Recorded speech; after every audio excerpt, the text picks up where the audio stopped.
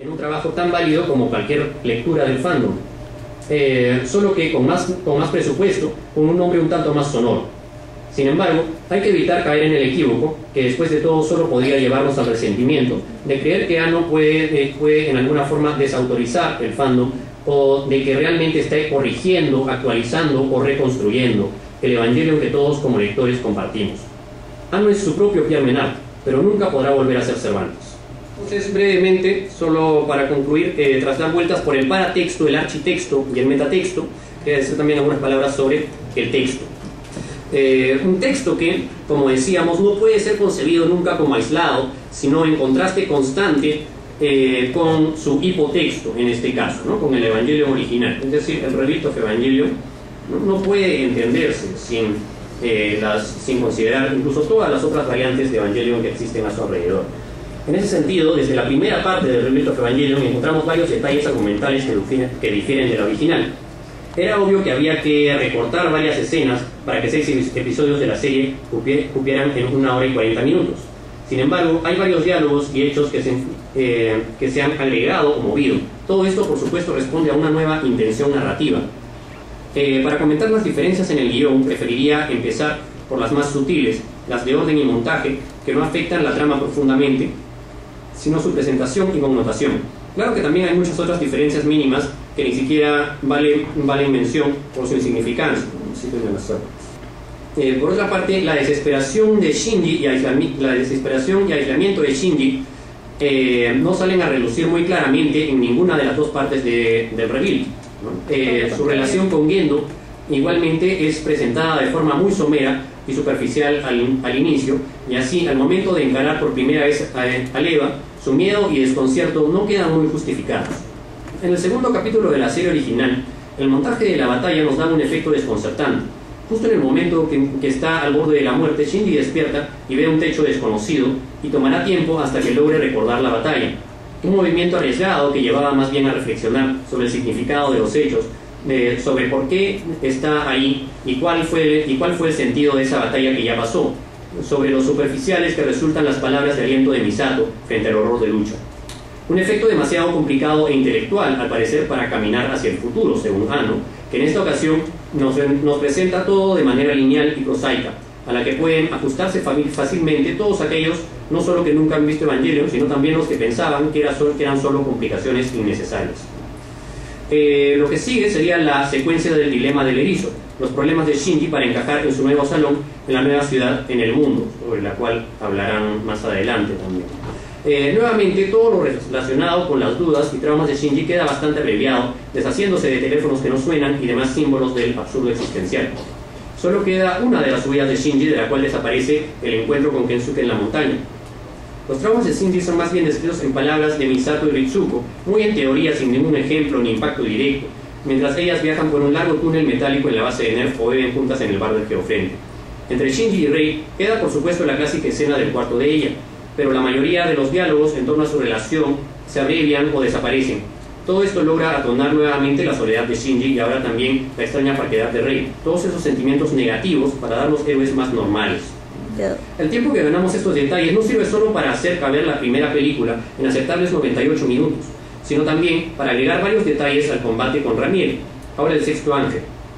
Varias situaciones que no tenían perfecta lógica se enmiendan en esta versión, y las explicaciones técnicas y estratégicas toman bastante más tiempo y despliegan mucho más mecadiseño y tecnología. Es cierto que este nunca fue el fuerte de Evangelion, que sus teorías eran más bien entre místicas y psicológicas. Con estas correcciones, en cambio, Evangelion se pone en las mismas condiciones, ¿no?, que en verdad la mayoría del género, el resto del género mecha. Ahora, claro, lo que queda a juzgar para cada uno es ese nivel es por de encima o por debajo de donde siempre estuvo. La mayoría es igual a la mayoría de mechas. Un último par de escenas agregadas nos permite confirmar todo lo antes sugerido respecto a la reconstrucción del personaje de Shinji. Poco antes de la operación Yashima, Misato lleva a Shinji al dogma terminal que, a diferencia de la serie, ella siempre conoció y tuvo pleno acceso. Shinji ve desde ya cara a cara a Lilith, a quien nadie toma por Adán El misterio queda resuelto antes de empezar y Shinji ya tiene una razón para salvar al mundo como cualquier otro héroe.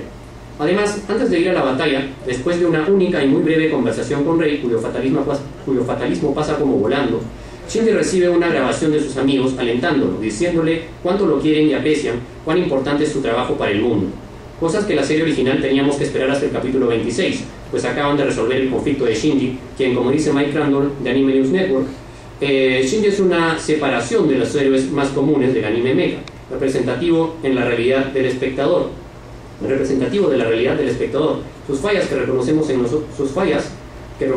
nosotros mismos. Pero en el reveal, sin más dudas, Shinji es un héroe apropiadamente motivado para luchar frontalmente contra el mal, que recibe la confianza de todos y, literalmente, la energía de todo Japón. Un acto paladinesco de optimismo colectivo desplegado por series de complejidad y el realismo psicológico de Digimon, Pokémon. Sucede literalmente lo mismo.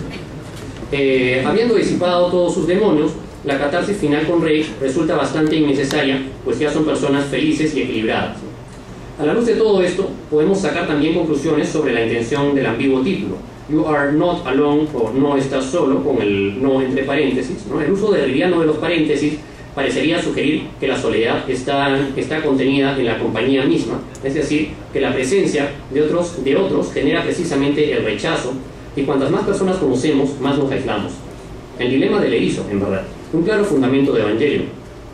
En la película, sin embargo, se acaba afirmando todo lo contrario, pues Shinji, a pesar de no darse cuenta, sí tiene muchos amigos que le aprecian y puede fácilmente ser feliz, por lo que este no, entre paréntesis, en verdad no existe, ¿no?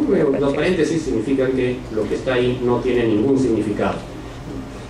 Bueno, la segunda parte se diferencia más claramente de la original, e incluso así, yo diría que esta película trata específicamente sobre transformaciones profundas en cada uno de sus caracteres.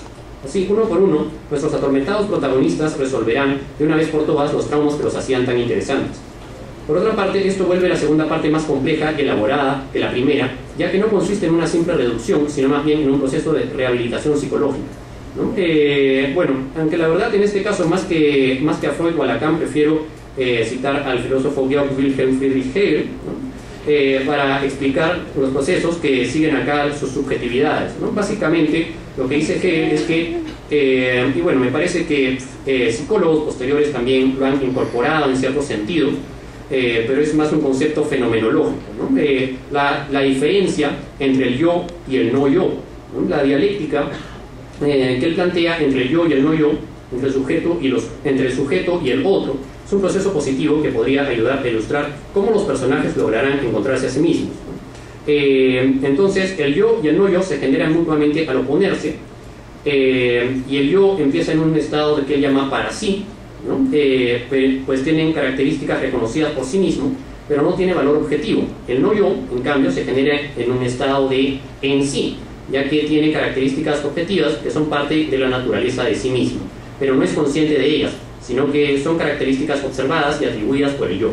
Por otra parte, al dialogar con el no yo y reconocerlo, el yo puede llegar al estado de en sí para sí, en el que aprende a conocerse a sí mismo mediante las reacciones que causa en el mundo y en los demás, en diálogo con la realidad y entonces en cuanto a cómo él se refleja en las reacciones, ¿no?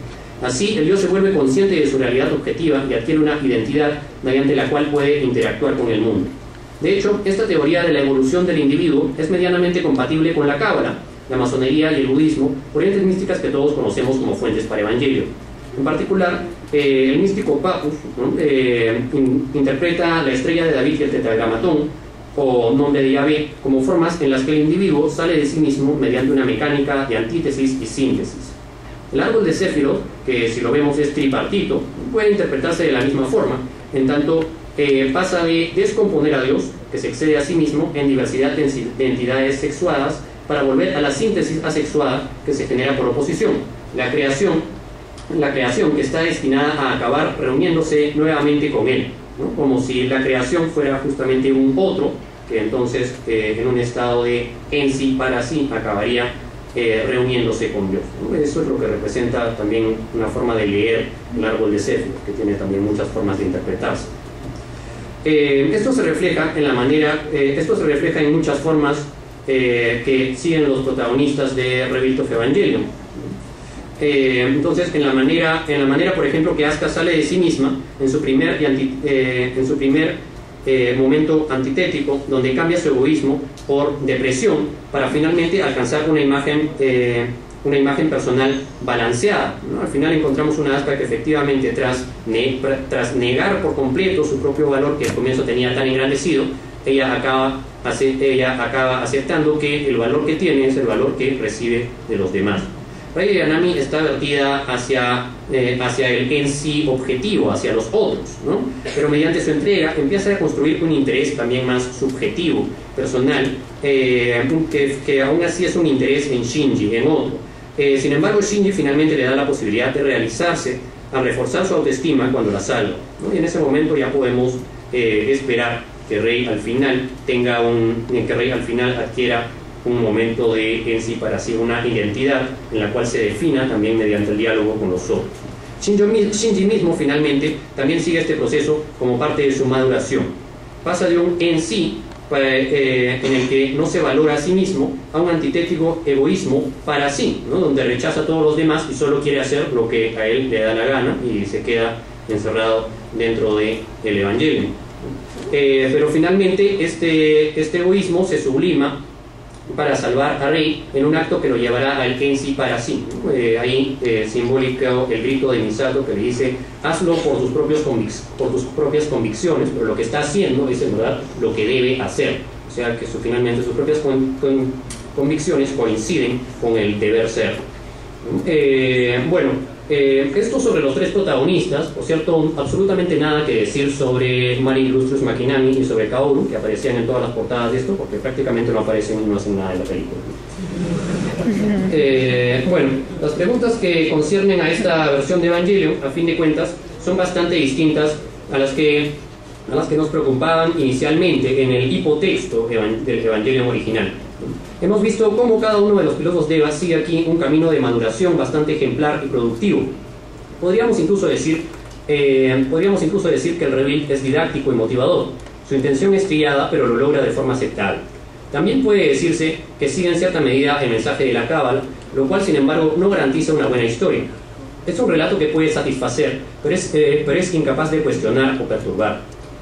En un contexto amplio,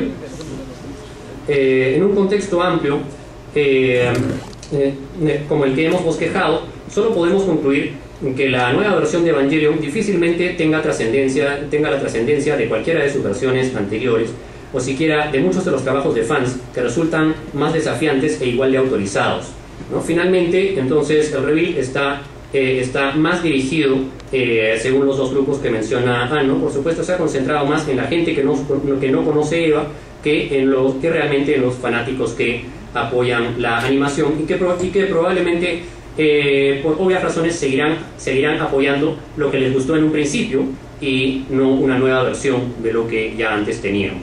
Bueno, muchas gracias.